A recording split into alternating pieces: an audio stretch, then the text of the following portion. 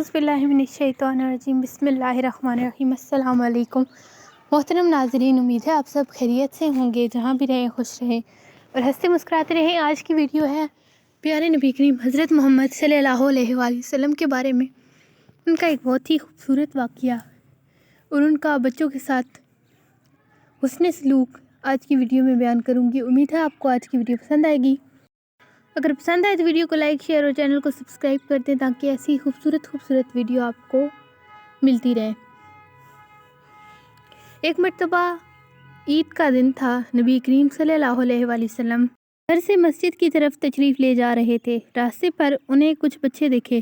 بچوں نے سلام عرض کیا تو نبی کریم صلی اللہ علیہ وآلہ وسلم نے انہیں سلام کا جواب دیا اور اس کے بعد آگے تشریف لے گئے۔ وہ بچے کھیل رہے تھے اور نئے کپڑے پہنے ہوئے تھے۔ جب آپ آگے تشریف لے کر گئے، آپ صلی اللہ علیہ وآلہ وسلم نے دیکھا کہ ایک بچہ اداس بیٹھا ہوا ہے۔ نبی کریم صلی اللہ علیہ وآلہ وسلم اس بچے کے پاس گئے اور اس سے پوچھا کہ تمہیں کیا ہوا ہے، تم اداس نظر آتے ہو۔ نبی کریم صلی اللہ علیہ وآلہ وسلم کے پوچھنے پر اس بچے نے آپ کو بتایا۔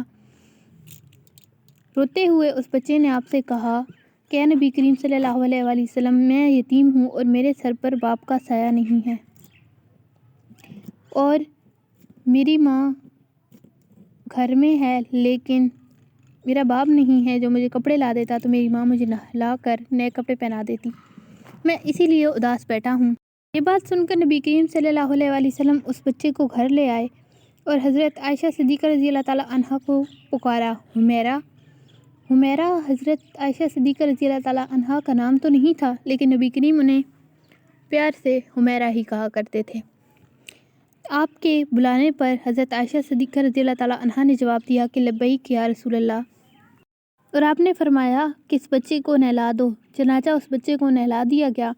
اس کے بعد آپ صلی اللہ علیہ وآلہ وسلم نے اپنے چادر کے 2 ٹکڑے کیے۔ آپ نے اپنی چادر کے 2 ٹکڑے کر کپڑے کا ایک لڑا اس بچے کے جسم پر تہمت کی طرح باندھ دیا اور ایک لڑا اس کے بدن پر لپیٹ دیا۔ اس کے بعد نبی کریم نے اس کے بالوں پہ تیل لگایا اور اس کے بالوں میں کنگھی کی، حتیٰ کہ جب وہ بچہ مکمل طور پر تیار ہو گیا اور آپ کے ساتھ مسجد کی طرف چلنے لگا تو آپ نے فرمایا کہ آج تم پیدل مسجد نہیں جاؤ گے بلکہ میرے کندھوں پر سوار ہو کر جاؤ گے، اور آپ نے اسے اپنے نبوت والے کندھوں پر سوار کیا اور مسجد کی جانب چل دیے۔ راستے پر جو بھی بچہ اس بچے کو دیکھتا تو وہ رونے لگتا تھا کہ کاش ہم بھی یتیم ہوتے تو ہم بھی نبی کریم صلی اللہ علیہ وآلہ وسلم کی کندھوں پر بیٹھتے۔ یہ تھی نبی کریم کی بچوں اور یتیموں کے ساتھ محبت، جبکہ ہم جیسے لوگ، آج کل کے لوگ یتیموں کے ساتھ اتنا برا سلوک کرتے ہیں، ان کی مدد کرنے کے بجائے ان کا حق بھی کھا لیتے ہیں، اور بعض اوقات تو رشتہ دار یتیموں کی زمینیں وغیرہ ہڑپ کر جاتے ہیں۔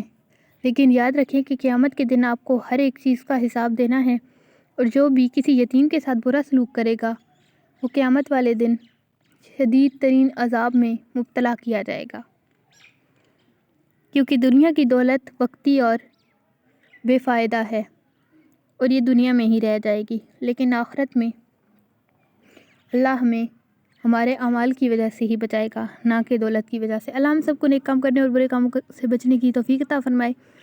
ملتے ہیں ایک نئی ویڈیو میں ایک ایسے ہی خوبصورت واقعے کے ساتھ، تب تک کے لیے دعاؤں میں رکھیے گا یاد۔